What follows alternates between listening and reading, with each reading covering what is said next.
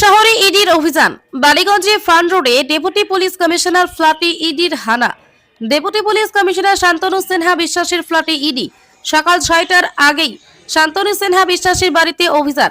দীর্ঘদিন কালীঘাট থানার দায়িত্বে ছিলেন শান্তনু সিনহা বিশ্বাস। বর্তমানে কলকাতা পুলিশের ডিসি পদে শান্তনু সিনহা বিশ্বাস। এর আগেও শান্তনু সিনহা বিশ্বাসকে জিজ্ঞাসাবাদ করেছে ইডি। ব্যবসায়ী জয় কামদারের বাড়িতে ইডি। শানগ্রুপের কর্ণধারী বেহালার জ্যোতিষ রায় রোডের বাড়িতে আজ সকালে কেন্দ্রীয় বাহিনীকে নিয়ে যায় ইডি অফিসাররা।